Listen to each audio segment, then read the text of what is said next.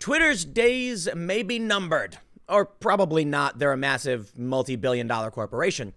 But the latest controversy involving Donald Trump and memes is funny, sad, and interesting.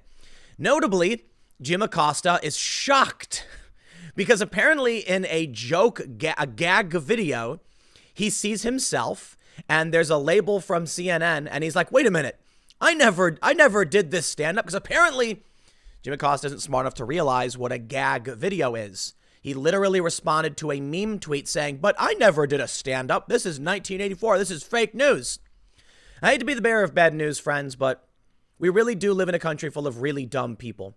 And there are a lot of really dumb people who are marching blindly right off a cliff. So let me give you the breakdown of this story.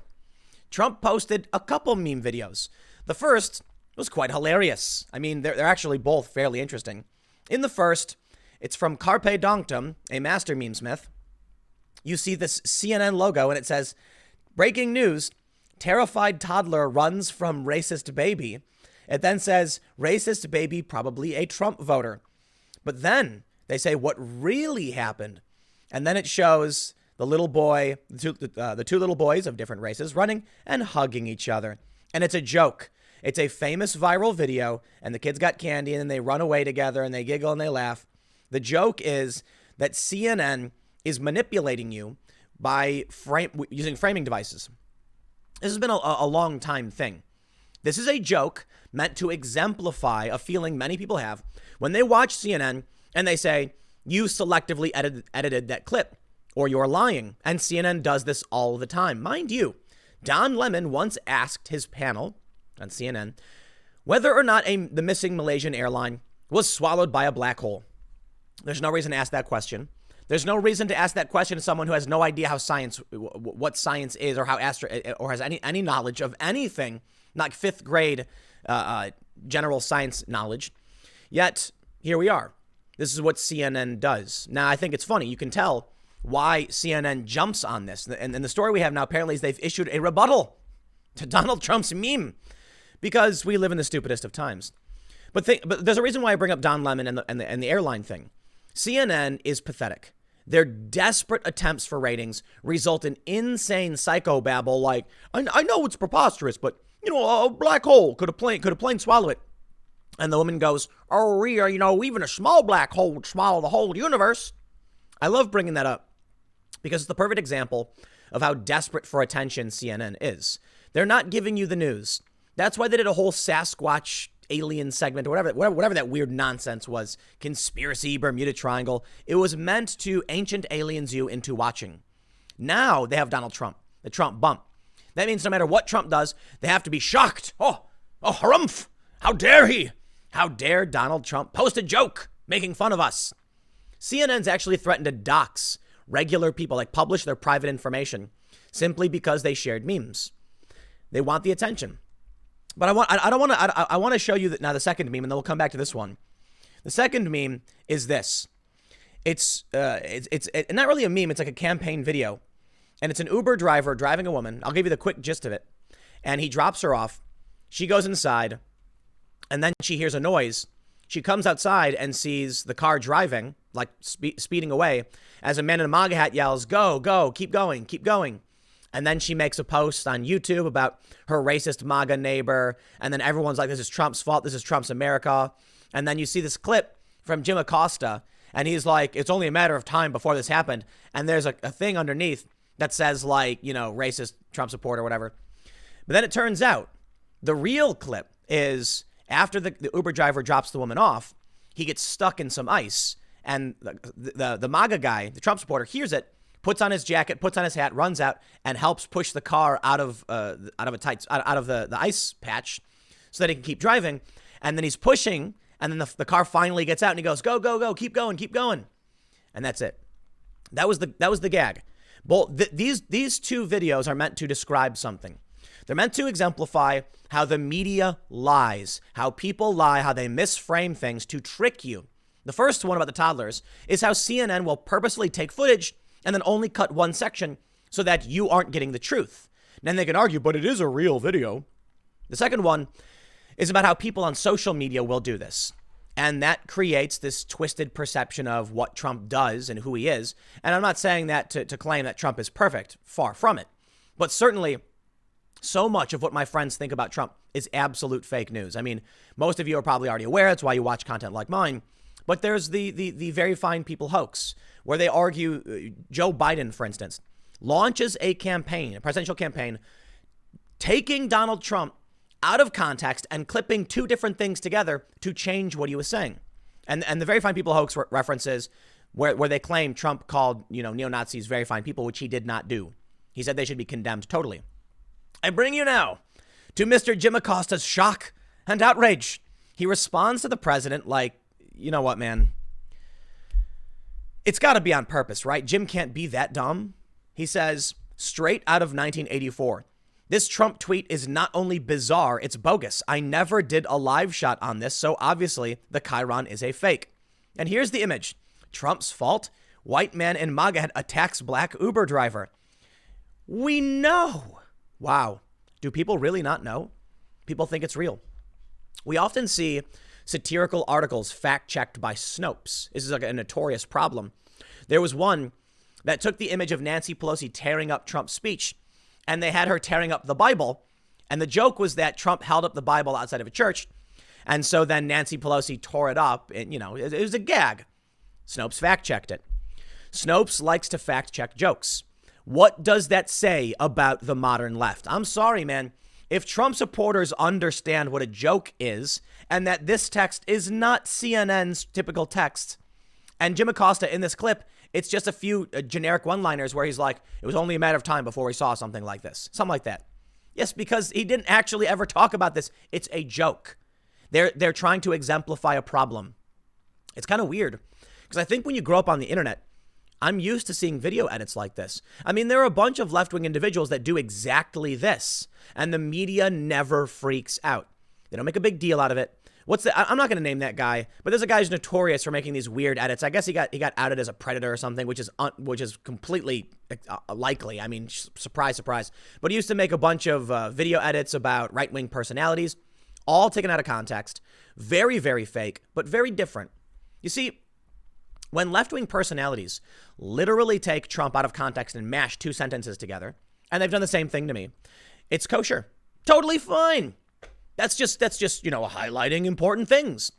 And then if you literally make a gag video, which is very clearly not real and edited, they'll say it's fake news. They'll all freak out.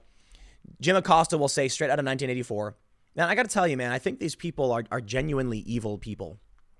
And it's a really difficult thing to say because, and I think it's got really dangerous connotations. Like if these people truly are evil, and that's the kind of talk that can lead to serious conflict, the belief that the other side truly is evil, but that's as best I can do. Now, look, the left likes to say the same thing about Trump supporters, that they're evil, mindless, brainwashed cultists. And I got to be honest, many of them are fairly mindless, to be completely honest. I see a lot of people posting memes and I'm like, that's ridiculous. But let's talk about the core of the individuals. Let's talk about the core of the actual, Trump voter base, regular people who voted for Obama, 63 plus million people, and people smart enough to discern between what is real and what isn't. People like Jim Acosta, I would say, is evil because I don't think he's that stupid. And maybe this is just me overestimating him, right? I don't think he's stupid enough to realize they actually tried tricking people into thinking he was talking about this. It's a gag. It's just an edit. It's just supposed to be funny. And like I said, when left-wing personalities do this, nobody cares. But here we have Jim Acosta thinking that they actually are trying to mislead people with a video that is very clearly an edit with actors. Like, does he really think that this woman, check this out, in her house watching Covington on the TV, does Jim Acosta think that they followed a random woman into her home to film her as she did this? No, it's a skit. It is a skit, dude. Does Jim Acosta really think the average person can't tell the difference between a skit and like actual footage? I'm going to go ahead and bet Jim Acosta knows full well what he's doing. He's grifting. He's doing this to feign shock and outrage so he gets retweets and gets followers. These people know that they can do, it's what's called being a Trump reply guy. And you'll see them. I don't know if I have it pulled up, but I have some blocked. that typically whenever you pull up a Donald Trump tweet, there's one person, couple people who are always the highest ranking responses to Trump. These are the Trump reply guys. Jim Acosta is doing this. They gain a ton of followers. A lot of these people who follow Trump follow him out of hate. And then they go to the tweet. They see Jim Acosta. They see a couple of these other guys. And they chuckle to themselves. They don't actually know or care about anything. They just want a reason to hate. They have hate in their hearts. And they need something to point it at. Maybe it's from a lack of purpose. I don't know. But Jim Acosta, I think, does it for money. I mean, he wrote a book. He tried selling it. It was a stupid book. I mean, I didn't read it. But it was called like Enemy of the People, and apparently didn't do that well at all. But I'm sure he made money off of it. And that's why he's doing this. Because these people, they don't care about community.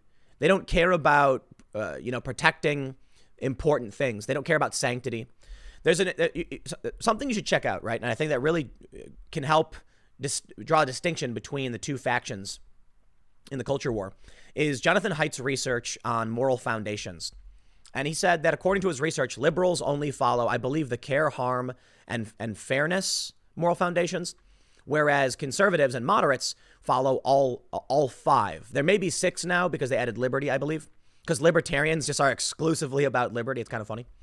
But conservatives believe in sanctity, and they believe in loyalty, authority, etc. And so these other foundations show you that the conservative mindset also considers fairness, equality, justice, care, but it also has concerns about sanctity and authority. And the reason for this, I believe, I could be wrong, I don't want to misquote him, but it's that conservatives are said to seek to preserve the system that helped them survive and succeed in the first place. Whereas liberals are are not concerned essentially about the system itself or the past, just about the immediate perception of fairness or care or harm, right? And that's why we get what we get. So it's possible to not be a conservative. You can be a moderate, but as long, and you could be a liberal too, for sure. It's possible to lean left on certain issues, but still care about sanctity, care about authority. And caring about authority doesn't mean authoritarianism. It means that you understand why we have authority, which is why I say I'm on the left libertarian spectrum. I'm very, very libertarian in many different aspects. But realistically, I consider myself to be liberal in terms of policy simply because I do understand the need for authority. I just think it should be limited.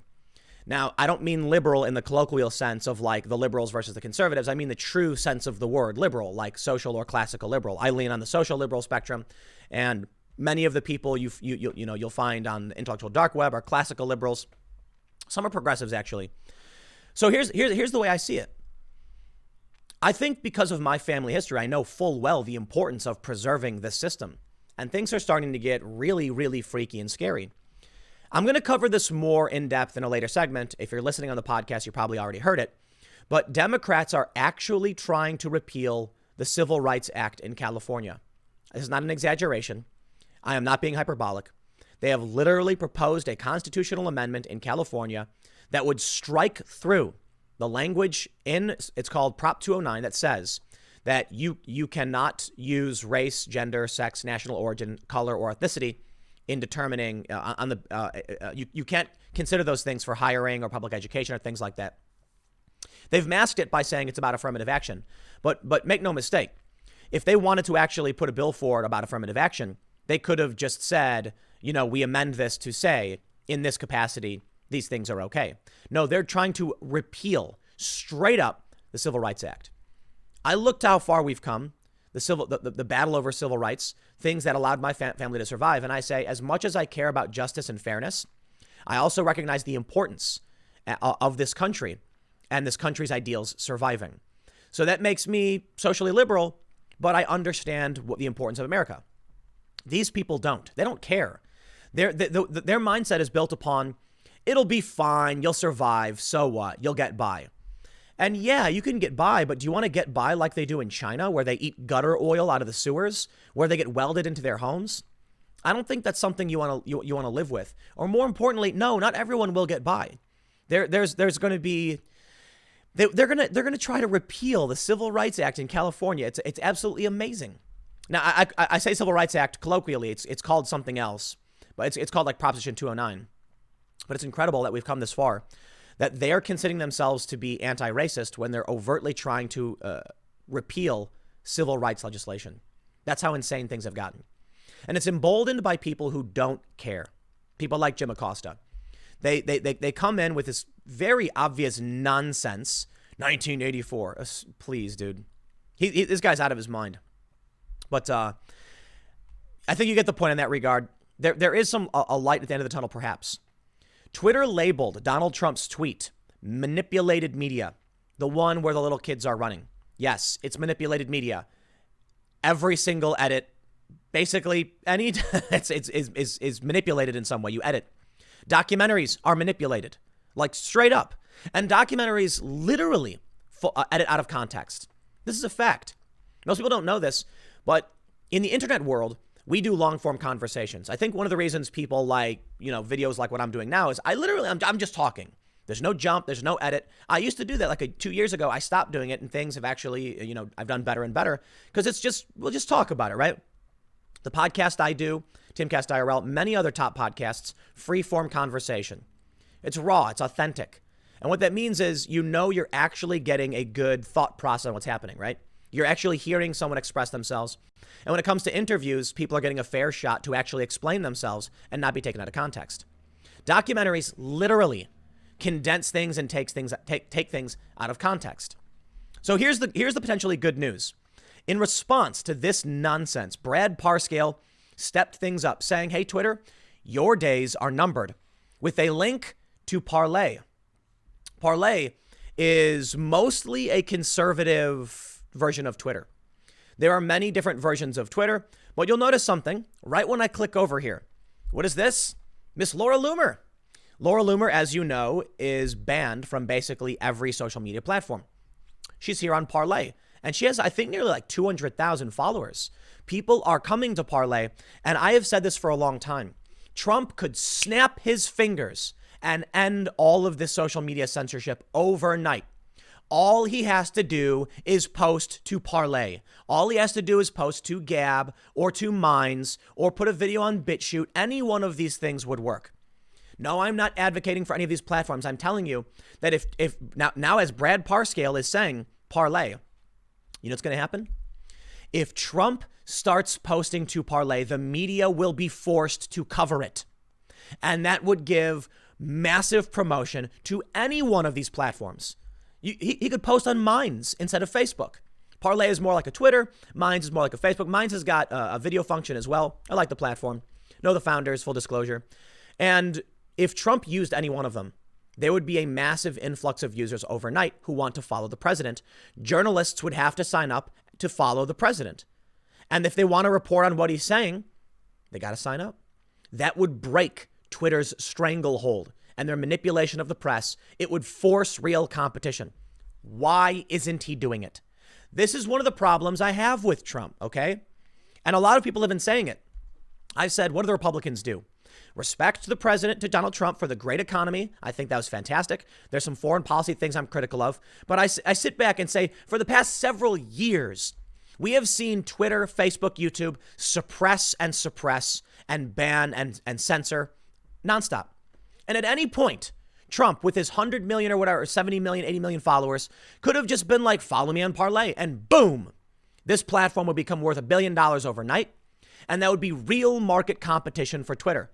And Trump could still post to Twitter, but he could post certain exclusive things to any one of these other platforms, forcing journalists to, boom, plaster it all over the news. But he doesn't do it. He doesn't do it. And I don't know why. Because Dan Scavino and Brad Parscale are smart dudes. Okay, to be fair, here's Brad Parscale not doing it. And I mean it, man. Scavino, I believe he runs Trump's social media. Brad Parscale is a campaign manager. These guys are smart guys who have been very, very successful in working on the internet. Maybe it was strategic. Wait till the very last minute. But I'll tell you whatever. If they do it, I will be very surprised. If Trump actually hops on board, I should say. Brad Parscale just posted saying, your days are numbered. His top post from 9 hours ago says, if anyone argues why Parler, here it is. And then he shows an image where Twitter says manipulated media on a meme. He's got 715 comments, 1.9K likes. Looks like almost 5,000 upvotes. I'm not entirely sure how Parlay works in that capacity, but I'm going to start using it, mainly because Brad Parscale just posted to it, and this post seems to be unique to Parlay. So it's spelled parlor for those that don't know. I guess people aren't going to understand the French pronunciation. No, people don't speak French, but it's Parler. There are a lot of other platforms. You'll find my videos appear on BitChute automatically. This is what we need: market competition. So all that needs to happen right now, because you can see, look, you got Dan Bongino, you got Eric Trump, you got Rudy Giuliani, you got Rand Paul. Hey, people are jumping over. This could be the push to break censorship that needs to happen. All you got to do is get real Donald Trump to start posting on Parlay or, again, any other platform, and then the media will have to cover it. They absolutely will. Oh, and think about this. Think about all the Trump reply guys who try to build a career like Jim Acosta off just simply replying to the president. They're going to have to join Parlay too to reply to the president. And guess what? The leadership of this platform, presumably, isn't going to be censoring conservatives. So how about the president actually tries something and we get some fairness in media? Well, Brad Parscale says their days are numbered. I hope he's certainly now asking the president to bring about some market competition in social media. That would be nice. But I guess we can only wait and see. So I'll leave it there. Next segment's coming up at 1 p.m. on this channel, and I will see you all then.